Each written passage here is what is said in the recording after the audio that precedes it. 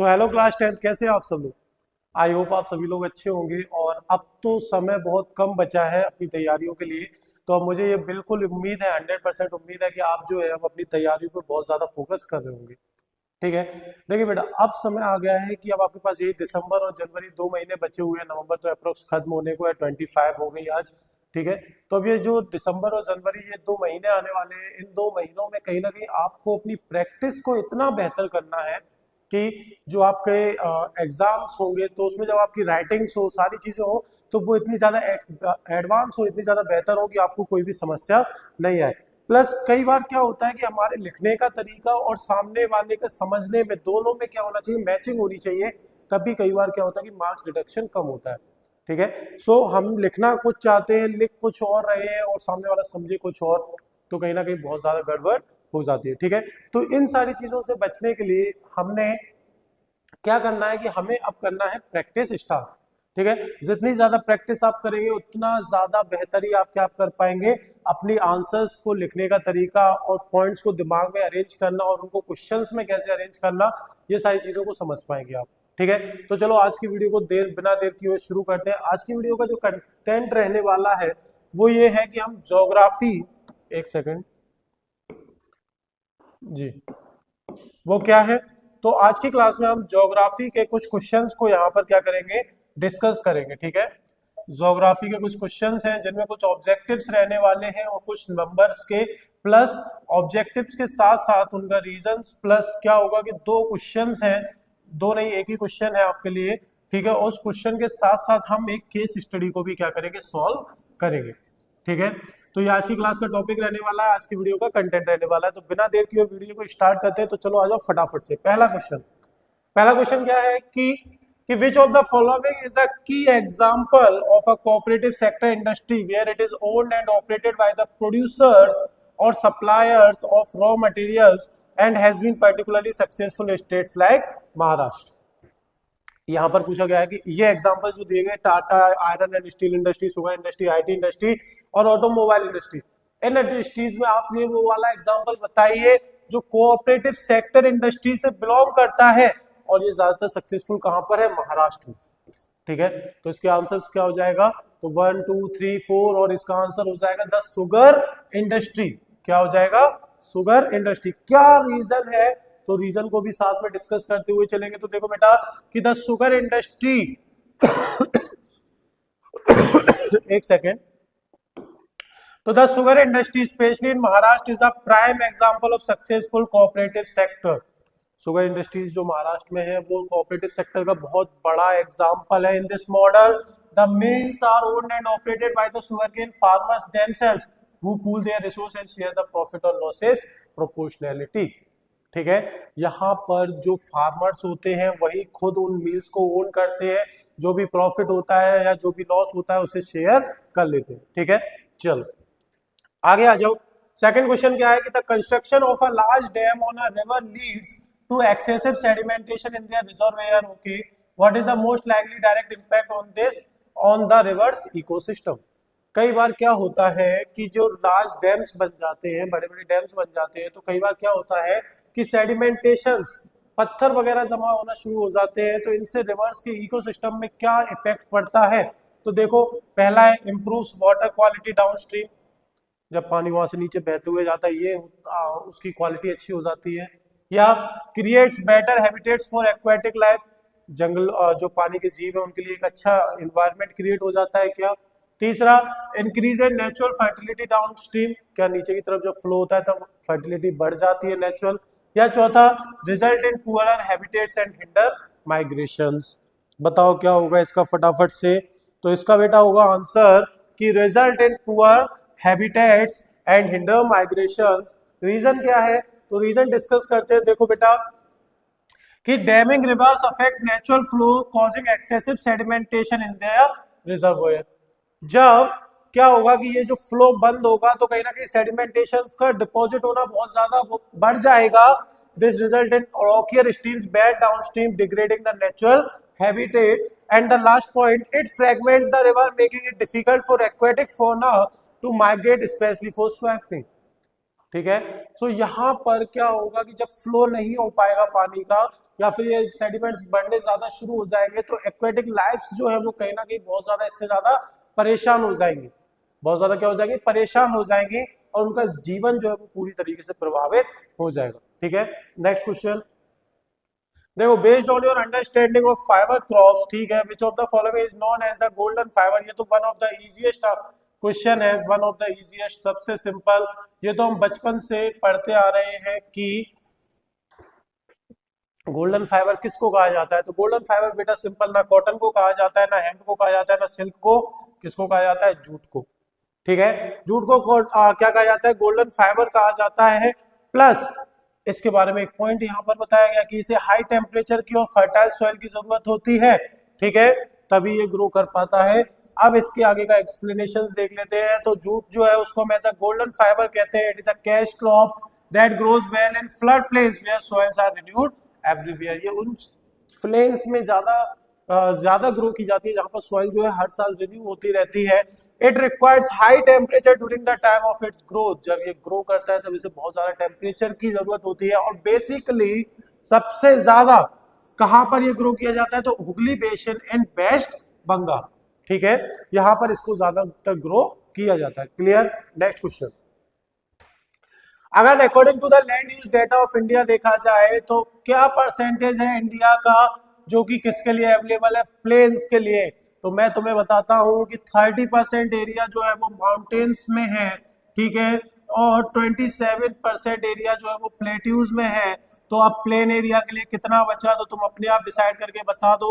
मुझे पता है तुम लोग बहुत होशियार हो, तो अपने आप आराम से बता दोगे कितना बचेगा, 43%, ठीक है।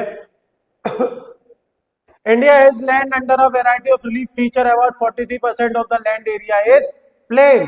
This provides the most suitable land for agriculture and for the development of industries and infrastructure. Clear? चलो आगे आ जाओ। देखो ये बाबा जी खड़े हुए हैं ना प्लेन एरियाज में। Okay, next, which statement best evacuate why community participation is crucial for the conservation of forest and wildlife in India। यहां पर क्वेश्चन ये कहा गया है कि जो कम्युनिटीज है उनका पार्टिसिपेशन होना क्यों जरूरी है वाइल्ड लाइफ और फॉरेस्ट को बचाने के लिए। ठीक है, तो पहला पॉइंट है कि government transferred ownership to villages, क्या ये है, ठीक है। दूसरा, लोकल्स हैव फाइनेंशियल रिसोर्सेस, क्या ये ऑप्शंस होगा। Aligning with livelihood and traditions only required for planting new trees. Question फिर से समझो, क्वेश्चन क्या है कि why community participation is crucial for the conservation of forest and wildlife in India। अगर आप पेड़ों को और जानवरों को बचाना चाहते हो तो कहीं ना कहीं कम्युनिटीज का पार्टिसिपेशन क्यों जरूरी है। ठीक है, इसलिए जरूरी है क्योंकि गवर्नमेंट ने ओनरशिप उनको दे दी है, या इसलिए जरूरी है कि जो लोकल्स कम्युनिटीज वाले उनके पास फाइनेंशियल रिसोर्स है, क्या ये इसलिए जरूरी है कि वो उनके जीवन से जुड़ा हुआ है, ठीक है, या इसलिए जरूरी है कि केवल कम्युनिटीज वाले नए पेड़ पौधे लगा सकें। तो कम्युनिटीज में क्या रहता है बेटा कि उनके जीवन से वो जुड़े हुए हैं, उनकी परंपराओं से वो जुड़े हुए हैं, तो इसलिए कई बार कम्युनिटीज क्या करती है, फॉरेस्ट और वाइल्ड लाइफ को कंजर्व करती है। ठीक है, यहां देखो, conservation is more effective when aligned with livelihood। okay, conservation is successful when it involves local communities as their long term livelihood is often tied to forest health। अगर कुछ communities किसी फॉरेस्ट से जुड़े हुए हैं तो बेटा वो ये बिल्कुल ध्यान रखेंगे कि ये जो फॉरेस्ट है जिनसे हमारा जीवन जुड़ा हुआ है तो हम इस फॉरेस्ट को बचा कर रखें। ठीक है, programme like joint forest management prove that when locals participate and benefit protection becomes sustainable. और ये एक प्रोग्राम स्टार्ट किया था जिसमें हमने लोकल लोगों को अपने साथ ज्वाइन किया, ठीक है, और जब उसको ज्वाइन किया गया तो उसके हमें फायदे देखने के लिए मिले थे। ठीक है, नेक्स्ट क्वेश्चन। ये क्वेश्चन जरूर आपका थोड़ा सा क्या है, लेंदी है। क्वेश्चन क्या है, agriculture and industry are not exclusive of each other but are interdependent. समझो, ये जो है एक दूसरे पर इंटरडिपेंडेंट कैसे हैं, इसके 5 पॉइंट्स बताने हैं। कितने बताने हैं, 5 पॉइंट्स बताने हैं। ठीक है, तो 5 पॉइंट्स कैसे डिस्कस करेंगे, तो 5 पॉइंट इस तरीके से डिस्कस करेंगे कि point number 1, agriculture and industry are deeply interdependent for the following reasons. Agriculture और जो इंडस्ट्री है वो आपस में एक दूसरे पर बहुत बहुत बहुत ज्यादा डिपेंड है। कैसे? सबसे पहले पहला पॉइंट है इसका कि रॉ मटेरियल सप्लाई। इंडस्ट्रीज को रन करने के लिए रॉ मटेरियल्स की जरूरत होगी और रॉ मटेरियल्स हमें कहां से मिलेगा? एग्रीकल्चर के थ्रू मिलेगा। ठीक है, सो agro-based industries like textiles, sugar and food processing depend entirely on agriculture for their primary raw material। पहला पॉइंट ये हो गया कि जितनी भी एग्रीकल्चर बेस्ड इंडस्ट्रीज हैं वो सभी लोग कपड़े के लिए या फिर शुगर के लिए या फिर फूड प्रोसेसिंग, ये सब किस पर डिपेंड करती है? एग्रीकल्चर पर डिपेंड करती है, क्योंकि उन्हें रॉ मटेरियल की जरूरत होती है। Second point, market for industrial growths. Industry provides crucial inputs to agriculture. Farmers purchase products like tractors, irrigation pumps, fertilizers, insecticides and pesticides from industries, creating a large market. यहाँ point ये बताया गया है कि अगर इंडस्ट्रीज डिपेंड है raw material के लिए एग्रीकल्चर पर, तो जो हम लोग एग्रीकल्चर में जिन चीजों का यूज कर रहे हैं उसके लिए भी हम किस पर डिपेंड है? इंडस्ट्रीज पर डिपेंड है। समझ रहे हो कि जैसे कि हम किस किस पर डिपेंड है? जैसे कि ट्रैक्टर्स, ये इंडस्ट्रीज की मदद से मिलता है, irrigation pump, fertiliser, insecticides, pesticides, ये सभी हमें कहां से मिलते हैं? इंडस्ट्रीज से ही मिलते हैं।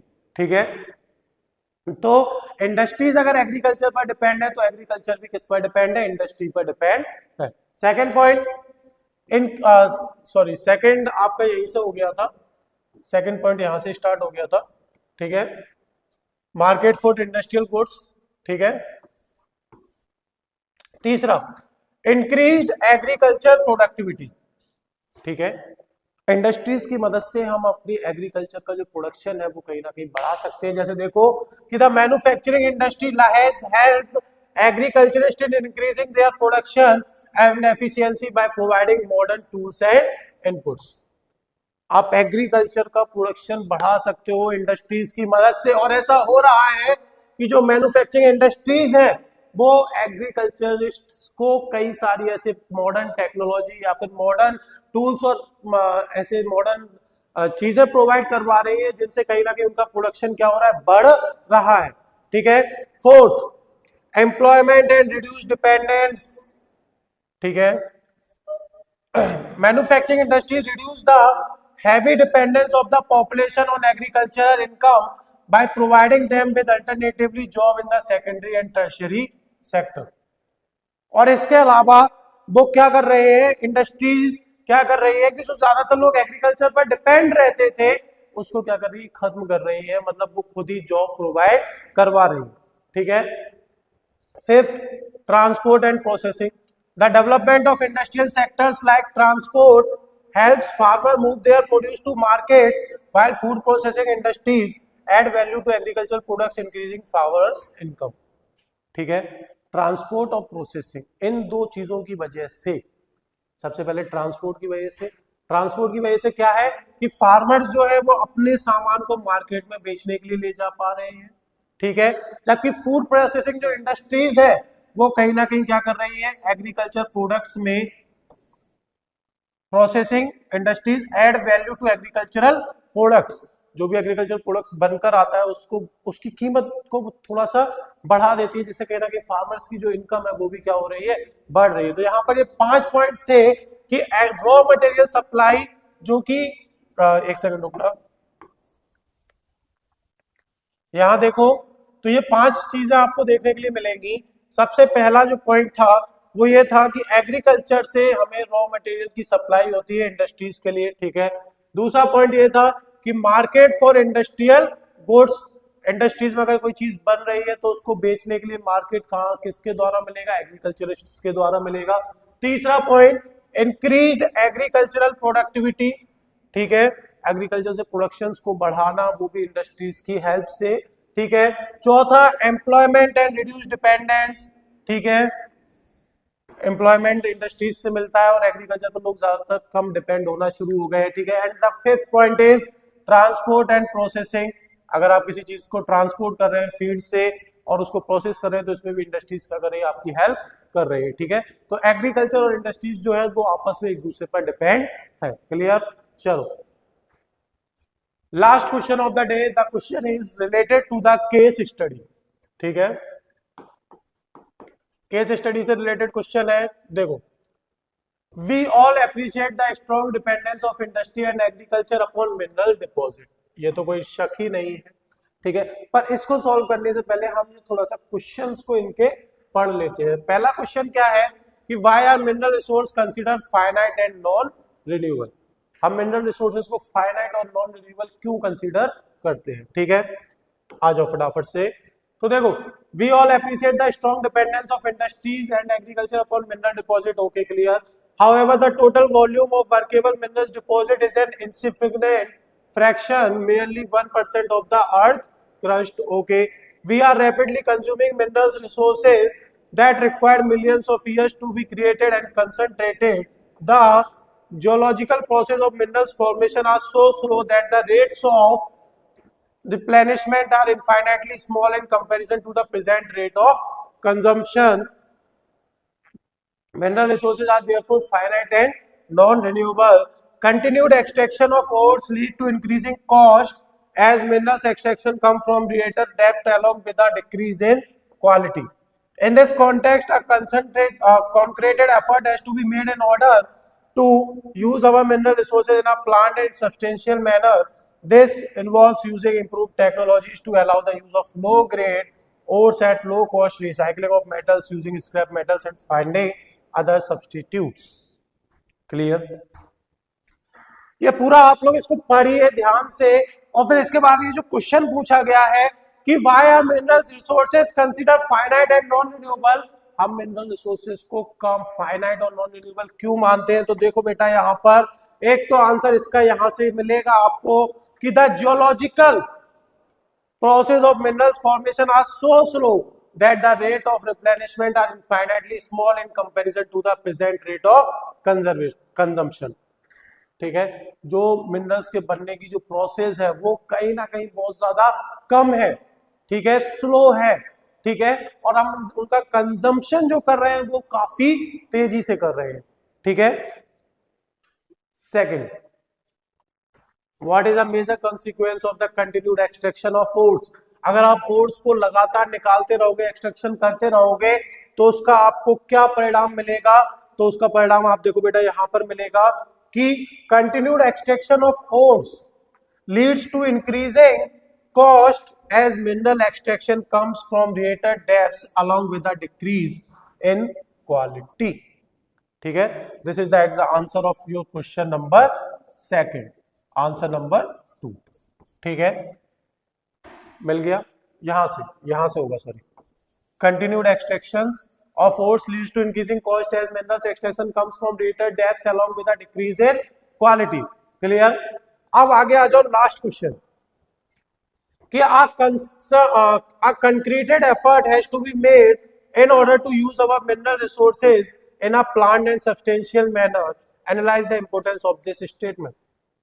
यहाँ पर ये कहा गया है कि अब जो जरूरत आ गई है वो ये आ गई है कि अब हम मिनरल्स को या रिसोर्सेज को क्या करें, एक प्लान्ड और सब्सटेंशियल मैनर में यूज करें। Verify this statement.